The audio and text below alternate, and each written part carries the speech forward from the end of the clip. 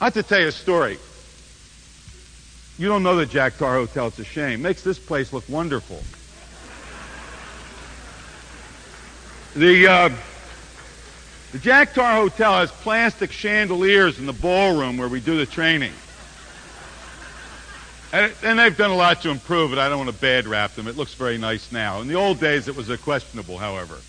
And there was this really wonderful guy sitting over in about this part of the training, and he put his hand up when we were sharing, and he stood up, and I said yes. His name happened to be David, and he said, listen. And this was a guy you could tell who'd been around. He'd been into things. You know, lots of people in California have done everything. David done everything, and you could tell. Some of us you can't tell we've done everything. But some of us you can kind of tell. With David you could tell. He was dressed like he'd done everything.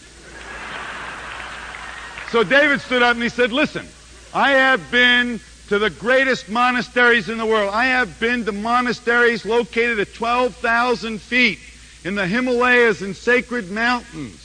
I have been back into the wilderness of Nepal, across the border into Tibet. I have spent months in solitary relationship with masters. I have been in India, and the whole gamut. He told me the whole thing. And he said, I can't tell you how annoyed I am that I'm going to get enlightened under this damn plastic chandelier.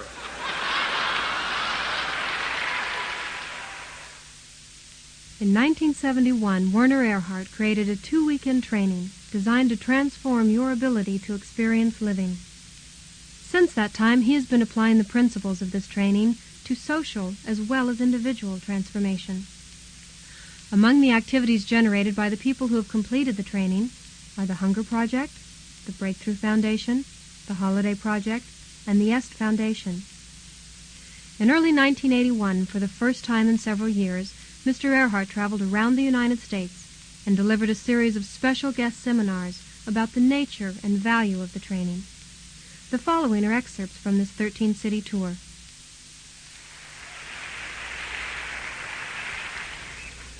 You know, I wish I could find another way to do these guest seminars. Actually, this is the first special guest seminar that I've done in many, many, many, many years.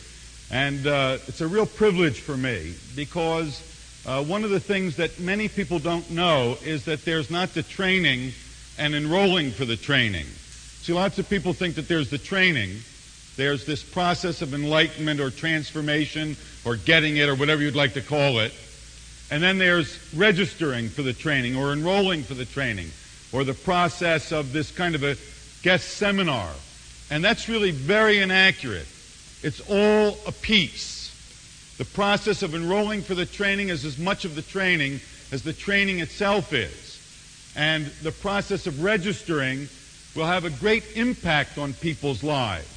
And if you ever talk to the graduate who invited you here, if you're a guest tonight, if you talk to the graduate who invited you here, perhaps you have discussed this a little bit, they'll tell you very clearly that the results of the training begin when you register for the training.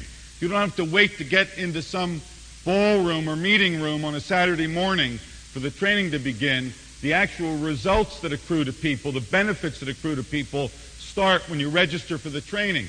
And this process of enrollment is really a part of the training. And it's very difficult for people to get that because it looks like they're sitting there figuring out whether they want to vote for or against it. And I want to be very clear that we didn't invite you here tonight to vote for or against it. See, there are no sides with respect to this. I mean, the truth is that 273,000 people have participated in this training in the last 9 years.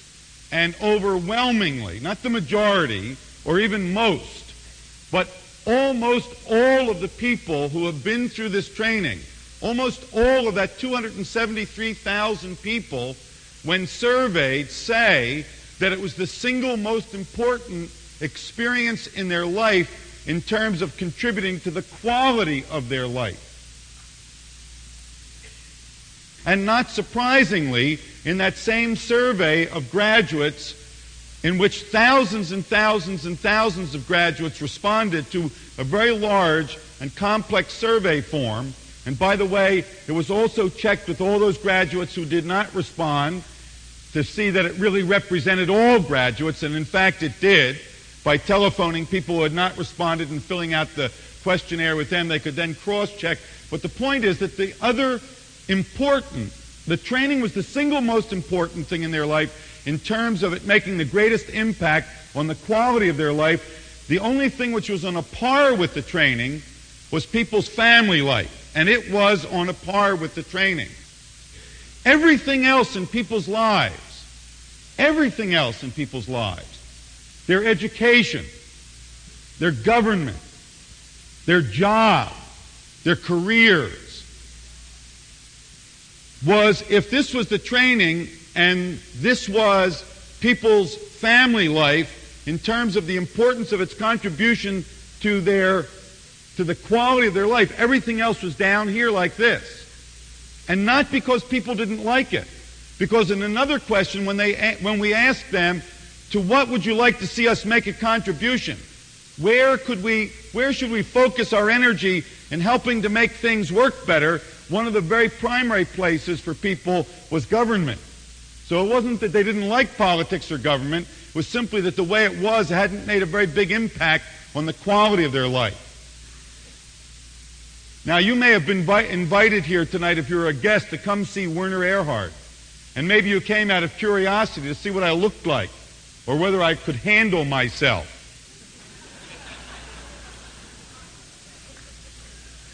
Not an important enough reason for me to be here, and I doubt seriously if it's really appropriate for you to be here on that basis.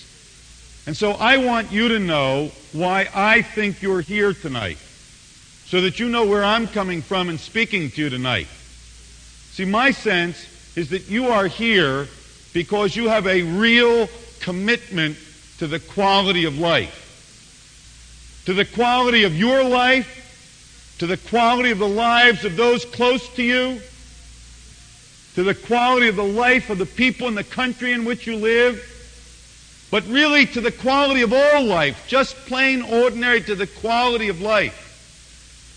And it's not something you talk about necessarily, and it's not something you discuss necessarily, but it's really where you're coming from. It's who you are. It's the stuff that your unexpressed dreams are made of. It's the stuff that when you get closest to yourself and you are most in touch with yourself, that you're in touch with. That aspect which I'll call a commitment to the quality of life. And that's what this is about here tonight. You see, the person who invited you here tonight knows that the training that they went through has made the single biggest contribution to the quality of their life of all the experiences that they've had. And on that basis,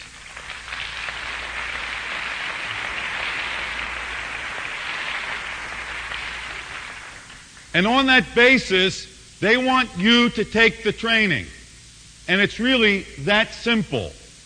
So what this seminar is about tonight is giving you, the guest, an opportunity to enroll yourself in the training. That's the purpose of this evening.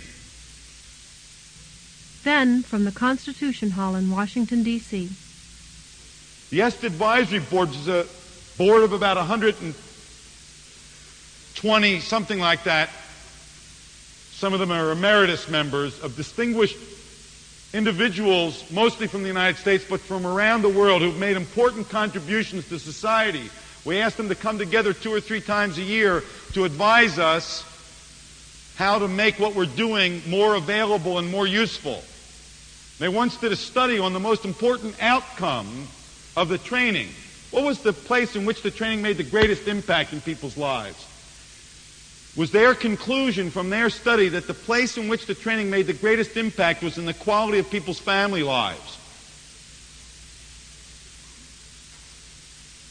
Man, you have no idea what it's like to really complete,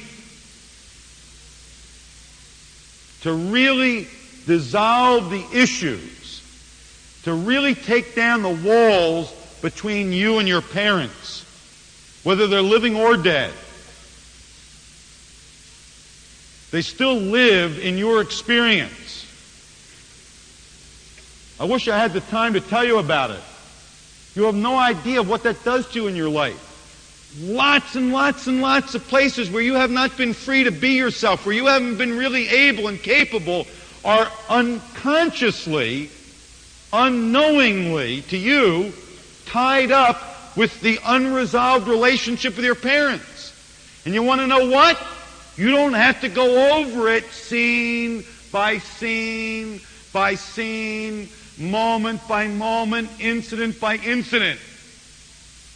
In the training, you discover a capacity within yourself for what we call context, so that you don't need to dredge up all of the past.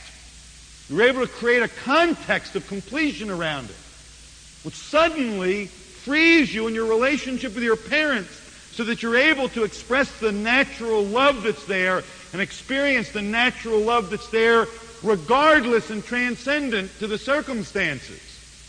Now you can interact with the people you love out of that experience of being loved and being complete and loving. There's enormous amounts of outcomes in the training.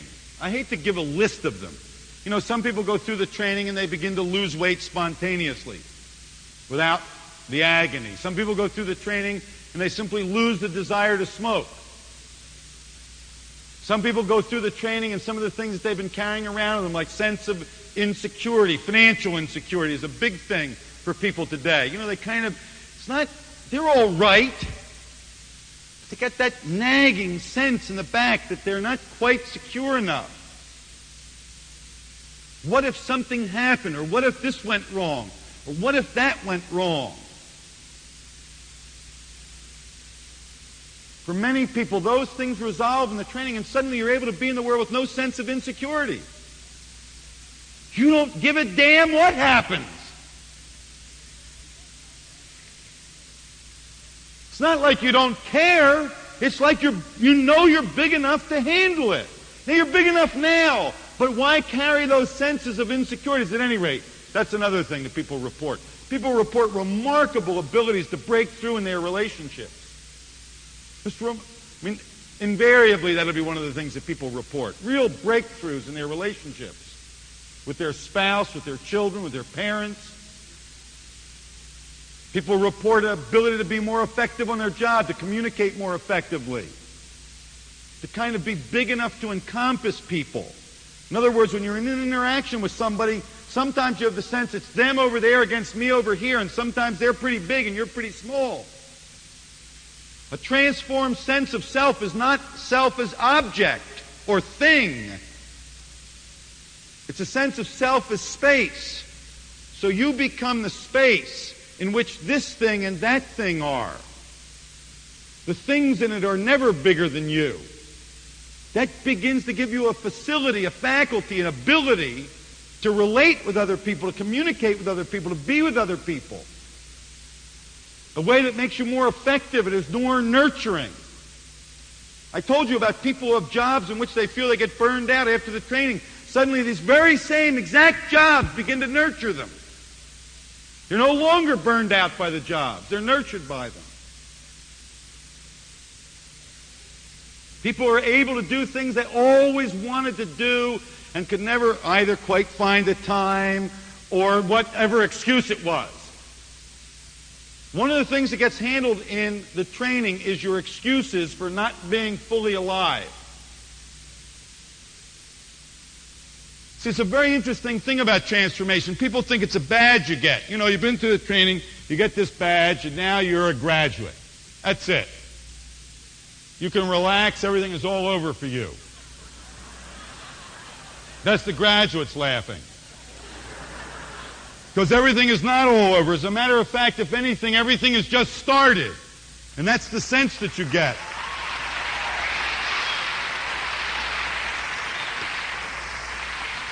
By the way, you want to know that those people who are applauding were very successful, very able people, psychologically very sound before they took the training.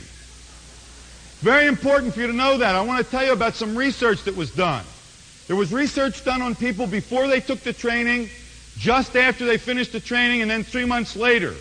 The psychological organization, testing organization that did it said, look, Werner, you can expect some improvement from before the training to after the training. Otherwise, why would people be taking the training in the first place? That's obvious. But then it'll trickle down.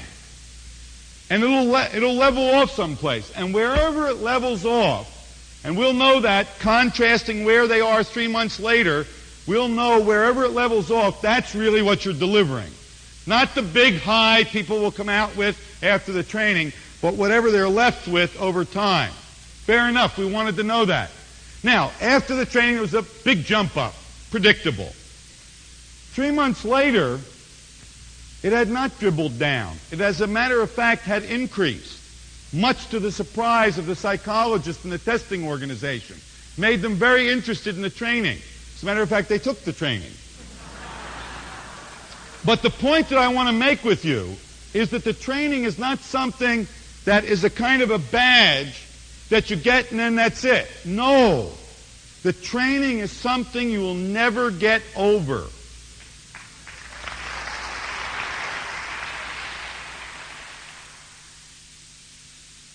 The following interchange took place in Newport Beach, California. My question tonight is that in my life, I sometimes find myself doing some things that I really don't want to do, but I'm not aware of that until I'm involved. Can the EST training help me with that? You know, I like questions that are honest-to-God questions, not questions that people have made up in their concepts, but stuff right out of a person's life. And I really want to thank you for asking an honest-to-God question. And I want you to know that I don't have a pat answer for you. It's a little bit like I'd like to have a give and take, maybe. I'm going to respond out of my experience of the training and out of my observation of people who've been through the training. And then, you know, maybe you'll have something you want to say back to me. So I don't have a pat answer, and I wouldn't want to give you one if I could think of one. But I do want you to know that the training is kind of remarkable in this respect. Freud discovered that a lot of counterproductive behavior in people's lives, a lot of nutty things that they did, came from experiences which were counterproductive because they were held in the unconscious. See, a lot of people misunderstood what Freud said. A lot of people think that negative experiences in your childhood was what Freud discovered to be the source of suffering in adulthood. That isn't what he discovered at all. He didn't discover that. He discovered that experiences, that certain kinds of experiences which when held in the unconscious memory produced counterproductive behavior in people's lives, got them to do automatically things they didn't want to do. Now that was Freud's discovery. We have actually discovered another phenomena parallel to Freud's discovery. We discovered this in the training. And that is this, and it's a very much more kind of general thing, rather than being a kind of, problem in psychiatry. The training is not psychiatric. It's really more a life kind of a thing. And what we've discovered is that that about which you are unaware. See, not unconscious. Unconscious is like it happened to you and you can't remember it. That about which you are unaware. That, for instance, if you're... I've been skiing, and I can remember when I first got on skis. When I first got on skis, my consciousness narrowed down to about like this. And then I noticed as I got a little better skiing, it got out to here. And finally, I had a big breakthrough one day. It got out to the tip of the skis. And I haven't gotten it any further than that, but at any rate. But anyway, it was a big breakthrough. So, in other words, the scope of my consciousness expanded. One of the things that you'll find in the training is that the things that have been kind of using up your consciousness, mostly mental things, in the back of your head, kind of, if you sit still, you can hear the voice. That thing kind of quiets down after the training. And your sense of consciousness is expanded. It's not that you see something new, it's just that you've taken a bigger picture. And so I think people would tell you, with respect to the question that you asked, that after the training, you're kind of instead of being a player in life, and then this happens, and this happens, and this happens, and this happens, and this happens, instead of life being that sense, you begin to have the sense of yourself as the space in which it's happening. So you're kind of with yourself almost. Not peering at yourself, but being with yourself. And you kind of can see you're about to put your foot in it, usually. Mm-hmm. Now, what is your first name? Lana. Lana? Mm-hmm. Lana, the other thing is that I don't want to pretend to you that once you've been through the training, you don't ever put your foot in it. Because I know you put your foot in it after the training a lot. I put my foot in it plenty. But one of the things which I really feel I have developed out of my experience of the training, and developed quite naturally, is that while I put my foot in it, I can almost always instantly catch myself, and invariably I'm big enough now to admit it. See, in the old days, it was so important to me to be right all the time, to look good all the time. I was so afraid of, I don't know what, losing people's approval, losing my own approval. I was so afraid of not making it that I couldn't tell one on myself, that I couldn't say, hey, you know something, I just lost my temper with you and that's stupid, and I apologize, and now what is the real point to this discussion? Let's get at it. I couldn't do that in the old days. And I noticed that whatever it is, I'm able to do that now. So I think, yes, that the training does expand your sense of space so that you have a sense not of just being this thing here, operating in this set of circumstances, but you have the sense of being the space in which you're operating. So you're literally being with yourself. And then even when you do put your foot in it, you have a greater capacity to respond to that intelligently. So any more about that or anything to say about that? No, I was just going to say that sounds like what I want, to be more aware. Great.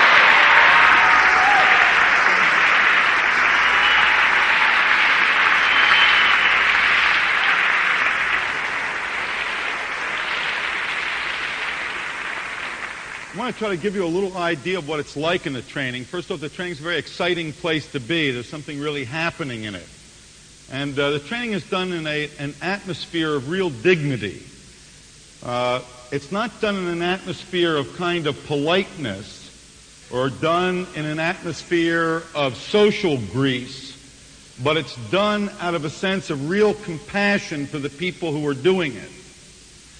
The men and women who do the training start out as trainer candidates already with a professional background of some kind. They've either been executives or attorneys or psychologists or psychiatrists or MDs. Most of them have some kind of a professional background before they become trainer candidates. It now takes us, I think, at least the least amount of time that we've been able to train people, even with these kinds of backgrounds, to be trainers is 3 years. And on average, it would be a bit more than that. Whoever would do your training would have not less than 4 years of a combination of experience and training. And many of the trainers have been trainers and therefore have experience of 7, 8, and 9 years. So the people who are doing the training are very highly qualified to do the training. And the single, let's say, I don't want to say it that way, there are a couple of aspects to becoming a trainer that are really very fundamental in the process of becoming a trainer. And perhaps one of the most important of those aspects is to have a real insight into the validity of people and the dignity of people. As you and I know, lots of times we aren't very dignified in a very real way.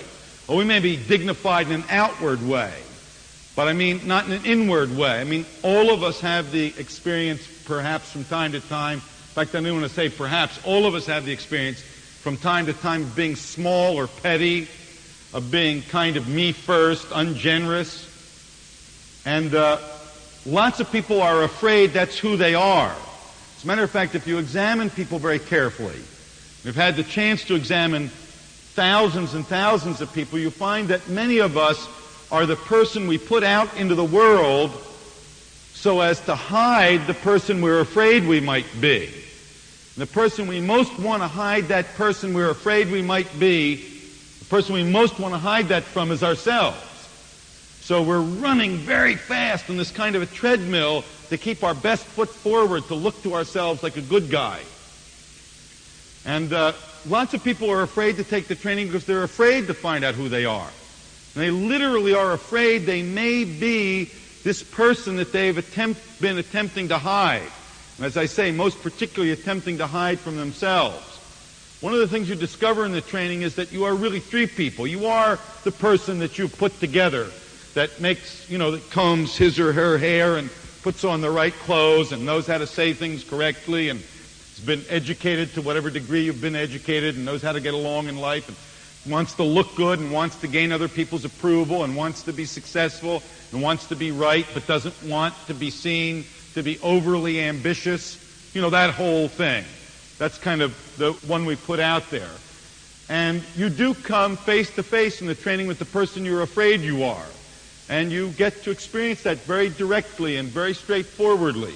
You get to experience all of your own foolishness, all of your own pettiness, all of your own smallness, all of your own lack of integrity. And you come to grips with it in a very honest way. In a way, and that's one of the things about the training. The training is a very safe space. See, the training is actually done in the privacy of your own experience. In other words, you don't drag out for view all of your pettiness and your et cetera, et cetera, et cetera. But you have the space, the opportunity, the freedom to actually examine yourself and to take a look at yourself very honestly, to come face to face with yourself. The interesting part about it is that, in the training, some people share, some people never share during the training. The training works just as well for people who've gotten up and shared as for people who don't. But oftentimes, the biggest glimpse, one of the most important glimpses you'll get into yourself, one of the most important sights you'll get into yourself, is seeing yourself in somebody else who you think is an absolute fool. It's a very sobering experience, and a very exciting experience, too, by the way. Because in the training, you kind of also get to that third person, the person you really are. And at any rate, the trainers, the people who are conducting the training, have a profound sense of that ultimate self, your ultimate self. And they are doing the training out of that profound sense of your ultimate self. So the training is not done with a kind of agreed-on dignity. It's not done with a ceremonious dignity.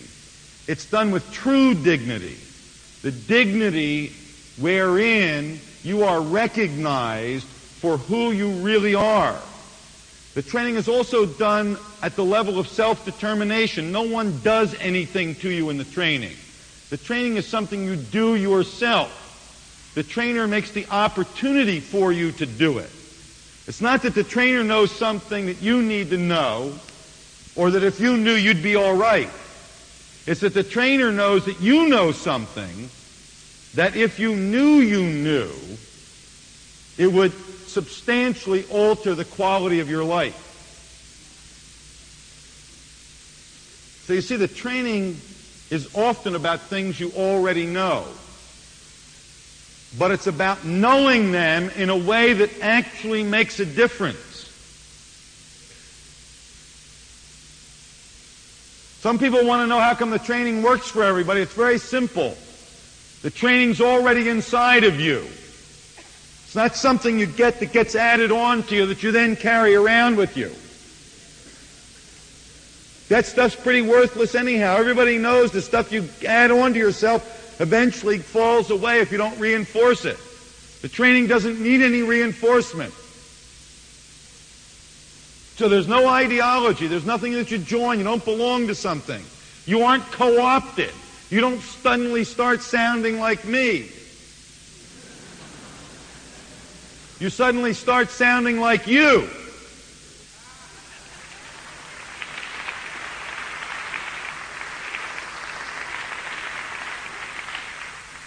So that's why the training works for everybody, because it's already inside of you.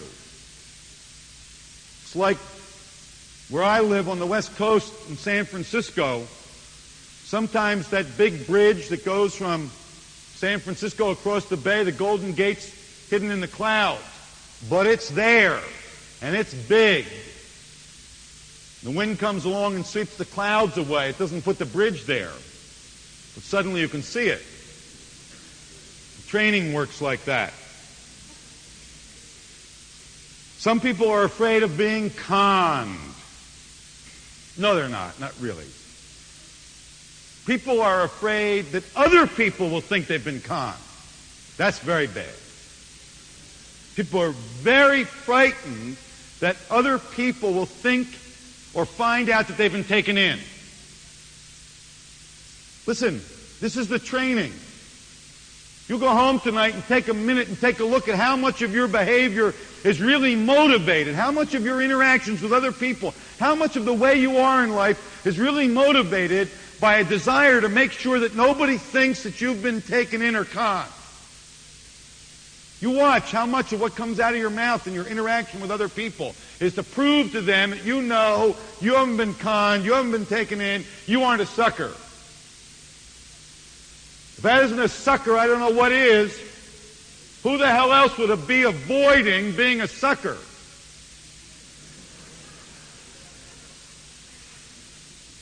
You're a sucker anyhow. I told you this is the training. Almost. People say they'll call me bad names in the training. No, they'll tell you the truth in the training.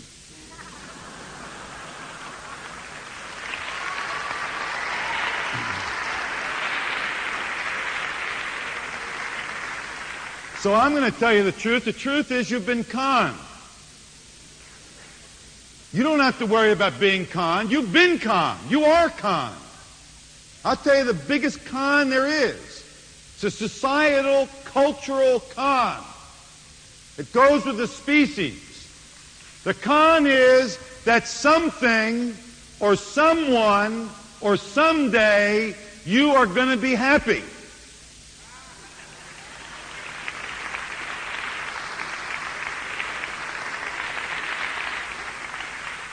And if you take a look, our whole culture is based on that. As soon as you get married, then you'll be happy.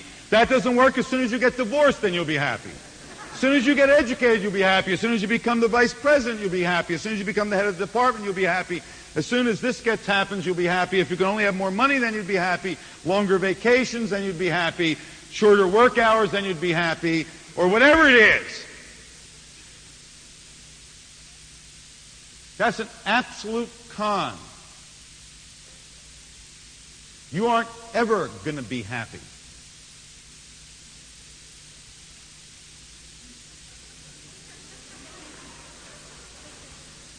Now you don't need to go to the training. Now you know.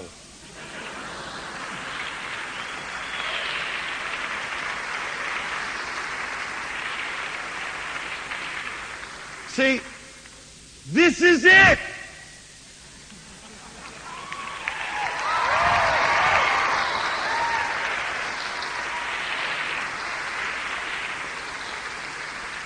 You think it's going to work out. No, it did, and this is the way it worked out. You don't like it? Shame on you.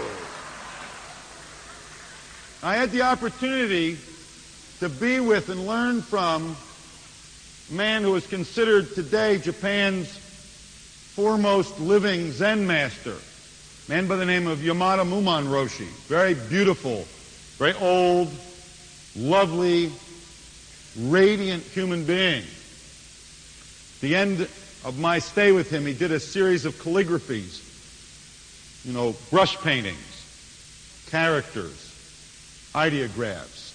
He's also considered one of Japan's foremost calligraphers. One of the calligraphies is the sign for happiness. And the caption underneath it, also in Japanese ideographs, is, "I don't want it." See, he isn't conned. His life is not about getting happy. He isn't organizing what he does in order to get happy. You don't like happy, put any other word you want in behind it. His life is an expression of who he is. And that's the experience of transformation. It's what the training's about.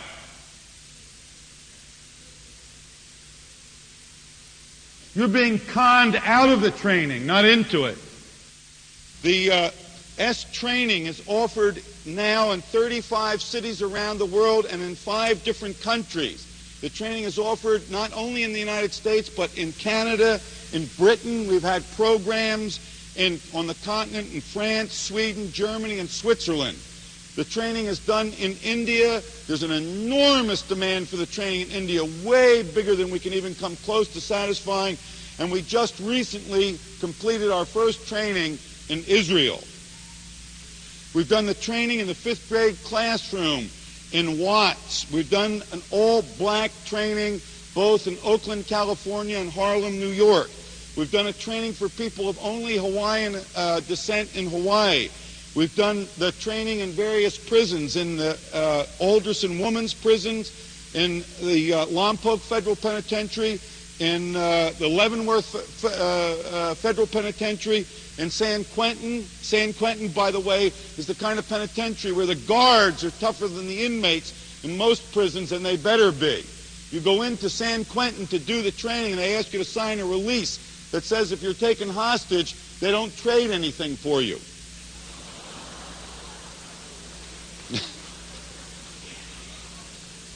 The trainers get an additional training in a place like San Quentin. The training has been done with city governments. The training has been done with rural city populations. The training has been done in medical schools for residents and for medical students. This training has been done for lots of police officers. About 500 members of the Los Angeles Police Department, for example, are graduates of the training. I want to tell you a little bit about the...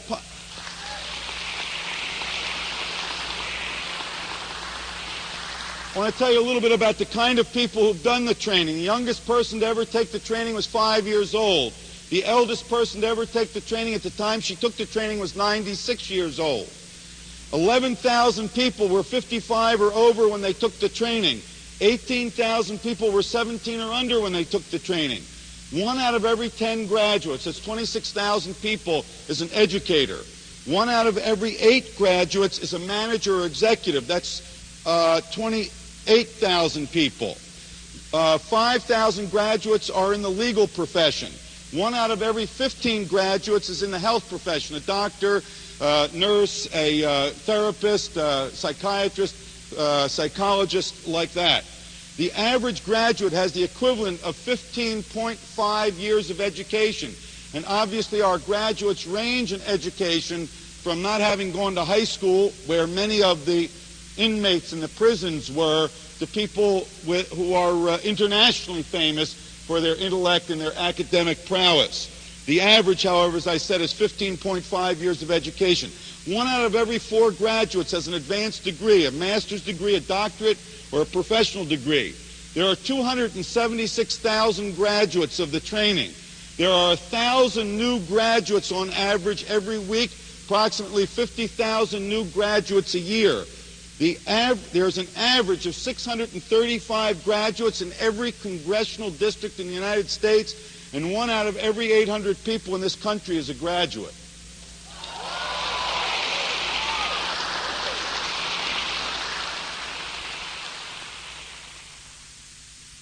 Then to the music hall in Houston, Texas. I first want to give you a bit of a picture of the training itself. There'll be about 200 people in that room, depending on the size of the room, and that's what limits the size of the training, is the size of the room. Usually the maximum that we want in a training is 350 people. In that way we can establish a certain relationship and a certain feeling in the group, so that the person who sits at this corner of the training is not so far away from the person who sits at that corner of the training that they can't see each other and kind of get a sense of each other. But my guess is that the room there will hold about 200 people. There'll be about 200 people sitting much like the people in this room are sitting, theater style. They'll look much like the people in this room look. There'll be some people who've flown in from other parts of the country, maybe even somebody from outside the country who's flown in. There'll be the age that the people in this room are, anywhere from teenagers in the normal course of events, children who take the training take it in a special training for children, where the hours are different and many of the other things are different. So about the youngest people in the training will be teenagers. There could be somebody in their 90s there. There'll probably be at least, let's say 4 or 5 older people, or people that some of us consider older. I've talked to them. They always consider other people older. Right? Somehow this thing is always relative. But there'll be maybe 1 or 2 people who sit up front all the time, and there'll be people with a hearing loss who don't hear well. We organize it so that they sit up front all the time so they can see the trainer more readily. The chairs usually won't be those kinds of chairs. There'll be those padded chairs that are in hotels that stack, that have a pad on the seat and a pad on the back. And the platform that the trainer stands on will only be this high, just enough so that the trainer, he or she, can see to the back of the room. In the back of the room, there'll be people who sit in the back of the room all the time during the whole training, because anybody with a medical problem who has to take medication on a regular basis will sit in the back of the room so that we can give them their medication, make sure they take it on a regular basis. Some people who have diabetes, for instance, need to eat more regularly, so they'll be sitting in the back so that they can eat every so many hours. People with a medical problem have to go to the bathroom frequently will sit in the back. I better talk about bathroom because that's always very important to people. So it's interesting. I used to say that you have to answer the same questions for people who are interested in the training that you have to answer for a kindergartner when they go to their first day of school. The first thing is, when is my mother going to pick me up? So the training starts at 8:30 in the morning, and you'll get out. Your mother can pick you up sometime between 11 and 2 in the morning.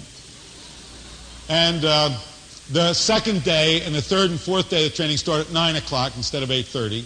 First morning starts at 8:30. You should get there a little early so you can get your name tag and be seated and be ready. And also that you can find a place to park so that your parking can be handled for all day, because, as I say, your mother won't pick you up till 11 until 2 in the morning. Usually people have eaten in the morning before they come. There's 1 meal break during the day, long enough to have a meal. Some people bring a meal with them. Some people go out for a meal. The meal break is long enough to get a meal. And then when you go home at night, you can have your third meal. Unless you're more tired than you are hungry, then you can go to sleep early. There's a bathroom break. That's the second, where's the bathroom? All kindergartners want to know that first day of school. There's a bathroom break every 4 hours. Now, people in the training, what will happen is the trainer will deliver data. Now, I've delivered some data tonight, but I have not delivered it quite in the way in which I would do it in the training. See, for instance, I'm going to give you a piece of data from the training. And this comes in the first half of the first day. The trainer will say, your life doesn't work. And your mind will click into gear about, oh, yes, it does. And I'll tell you what, I got this and I got that, and you can't tell me that. And how do you know anyhow? And et cetera, et cetera, et cetera. Now, I've actually said that a couple times tonight. But I've had the velvet glove on tonight, you see? So I haven't said it so that it really kind of penetrated too much. Now, you see, you're just listening to me. And you're able to handle my little intrusions pretty nicely. Well, that's too bad. You don't get away in the training. You do not, thank you. You don't get away in the training, no kidding. You scramble and run and try it, you don't get away. The reason you don't get away is not that the trainer's clever, but that you have a real commitment to getting what the training is about. The training is a remarkably exciting place. I mean, whole big stretches of your life come into view, and suddenly they fall into place, and you can understand things in your life which you've only been explaining heretofore.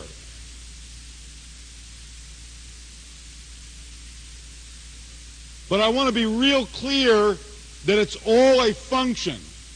And this whole process that we've set up for enrollment is also a function of a real commitment to the quality of your life. And so this enrollment process is the enrollment process is not to get clear about the training. You are never going to be clear about the training. Even after you do it, you won't be all that clear.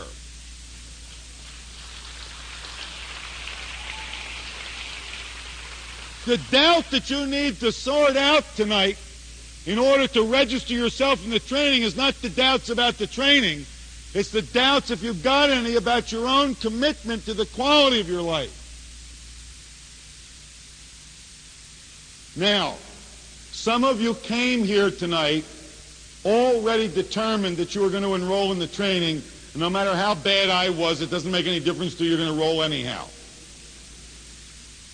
It's another group of people who came tonight with the sense that they wanted to enroll in the training, and they just wanted to kind of get a little bit more sense about it, perhaps be with some graduates some more, perhaps have the time while I was talking to kind of let it settle with them, and it has now settled for you. So those, you two are handled. Those two groups are handled. I'll tell you what to do in a minute. Then there's a third group of guests who came tonight and who are now agonizing about this. And, oh, yes, I would like to, but I have this problem, and there's money, and then what about I don't have time, and I work on the weekends, and, gee, they might not let me go to the bathroom, and I have to eat all the time, and I'm, whatever, all that nonsense. And there are some people who are afflicted with a disease called procrastination. It seems to run their lives. People have to think it over. See, one of the things you'll find out in the training is that what you think doesn't have anything to do with the outcomes in life.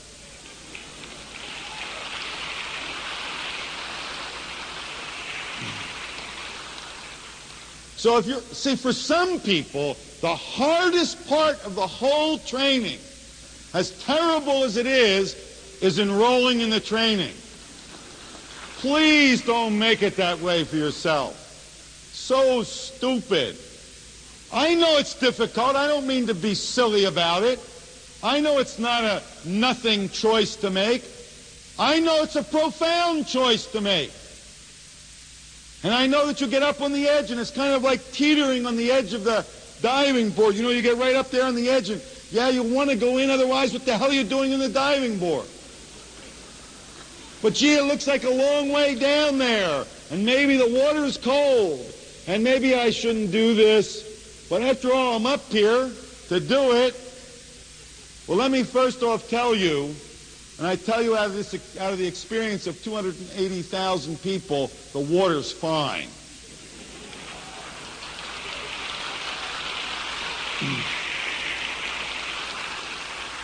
And second off, the way to get off the board is step out. The rest of it takes care of itself. And what I mean by that, see, it's interesting. It's really very, very interesting. If you want to take the training and there's something stopping you, take a look and see if that thing that's stopping you, not the circumstance, this particular circumstance, but this quality in your life, this thing that's stopping you, see if that isn't exactly the thing you want to get handled in the training. And let me tell you that the instant you register in the training begins. And you begin to handle that thing. See, when you register for the training, you are taking a definite and positive step towards handling those things which have been handling you, subtly maybe. Not that you can't explain them away, but those things which have been subtly shaping your life. When you register in the training, you take a positive step towards handling those things which have been handling you. The way to register for the training, if you've got a problem or a barrier or consideration or somehow, whatever it might be, the way to handle that is register first. And then in the space of having registered, then handle the problem. And you'll find that you've got the strength and the wherewithal and the insight to now handle the problem. You're here tonight and you want to take the training and you've got a problem. You're still a little skeptical, you're still a little uncertain, you're very concerned about your financial security, whatever it might be. Register in the training. Get that done, and in that space, you'll have the wherewithal to handle the problem. The training starts when you register for it. It's that simple. The people who invited you here tonight, the graduates, know that the training is a profound, remarkable experience.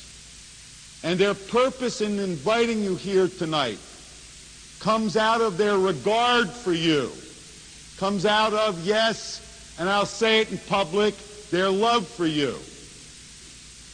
And the person who invited you here tonight invited you here because they want you to take the training. It doesn't make a difference to them. And they want you to take the training. They do want to share this profound and remarkable experience with you out of their knowing what kind of a contribution the experience makes to the lives of people and out of their relationship with you, yes, as I say, out of their love for you. See, all my life, I knew I had something to contribute. I knew I had something useful to do. But I could never get the kind of support I really needed.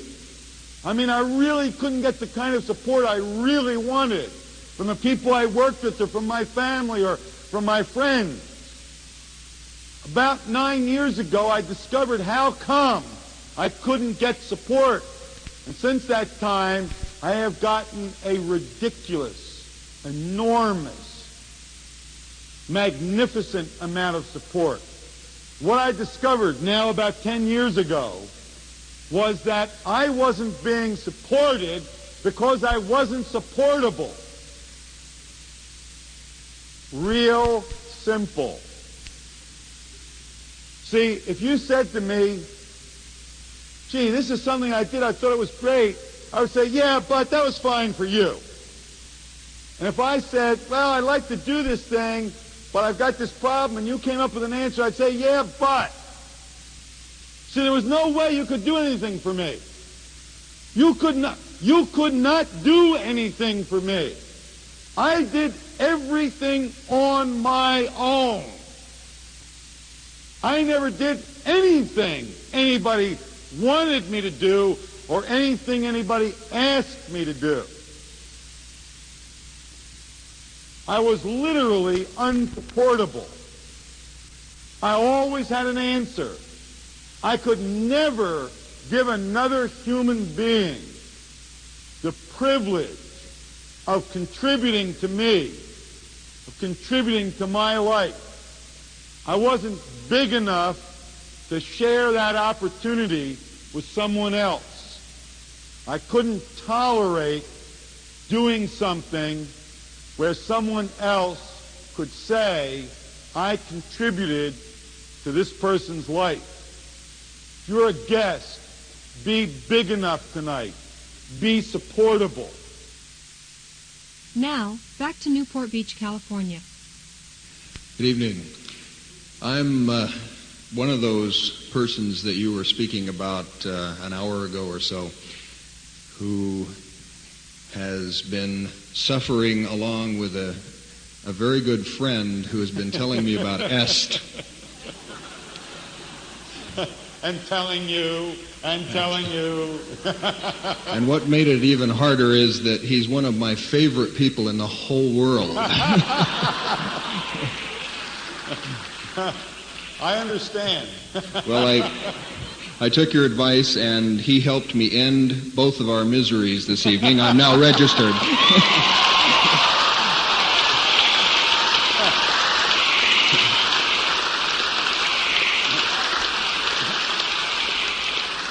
What is your first name? David. So I'm registered for the training. My question is that I have a significant apprehension. Yes.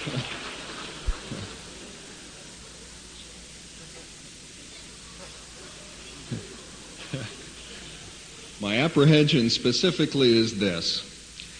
I've been in many situations. I'm 40 years old, and so I've lived my particular life for about 106 years. Right. And That's great. I've been in... Let me write that down. Hold on for a second.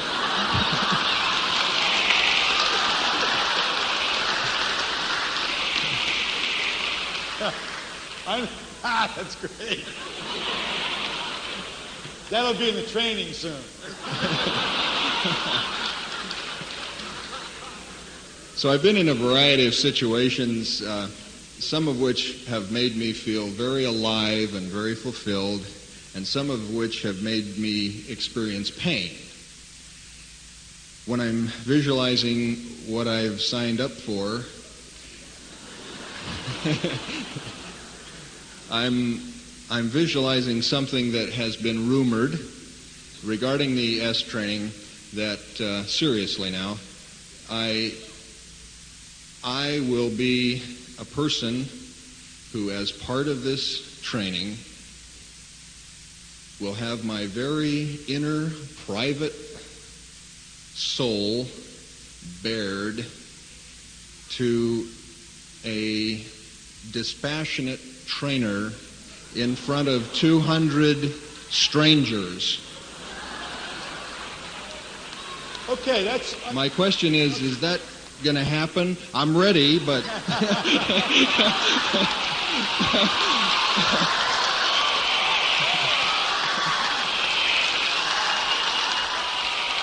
I hope you're all going to be there. That's great. David, listen, I want you to know something. I'm really pleased with the question because I know it's a question in the back of lots of people's minds, and I really prefer to answer the question after someone has enrolled.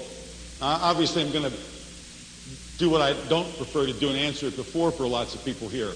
But you see, you really handled that aspect in your willingness to confront that aspect. In other words, in my view, you had the opportunity to make a choice about whether that kind of personal pain that you're speaking about, and very kind of intimate personal pain, is more, the avoidance of that is more important to you than the quality of your own life. And I have to tell you that the way in which you answered that question is already enormously valuable, and I suggest that you will find the values of that in the coming days before you ever get into the training.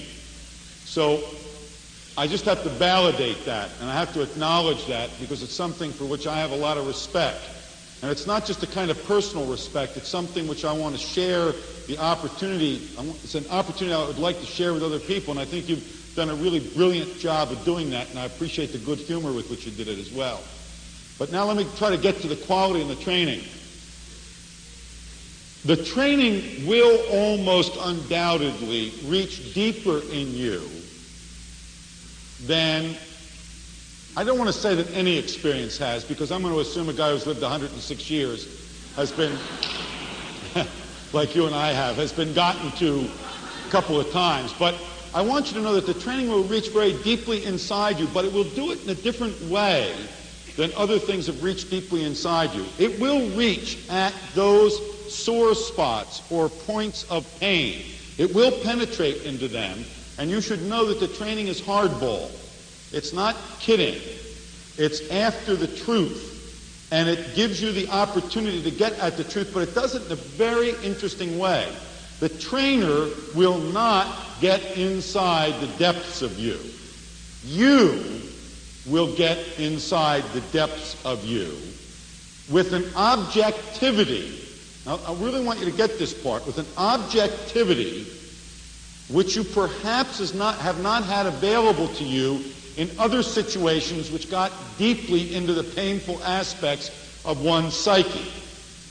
So now I really want to try to get this across. It's a little technical, and I apologize for it, but it's a good opportunity to get to some technical data, which I think is useful for some people in the room, and those of you who don't like it, too bad.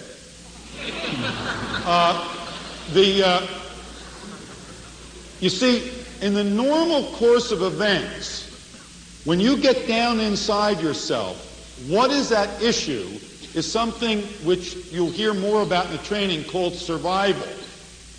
If you take a look at your own depths out of the need to survive, your view of those things makes them persist. In the training, you will look at certain aspects of yourself, certain experiences of yourself, certain views of yourself, certain senses about yourself, but you will look at them with nothing at stake. I mean, the training is designed, and the trainer knows how to create for you the opportunity to be with yourself in such a way that you just take a look at it. You will find that the grip that those things have had on you will disappear, even though the memory of them will not. In other words, they'll still be there for you, but they won't have any effect on you. The other aspect of the training is that the training will touch you profoundly in that place which is the exact opposite of sensitive or tender, but it will touch you, I promise you, and I don't make that promise generally, but out of my experience of what you've said, I can tell you that training will touch you very deeply, and it will touch you profoundly. And when the trainer and the other people in the training and you are together, you will be touched in a way that will move you very deeply, in a way over which you will never get, David. The training is an experience over which people never get.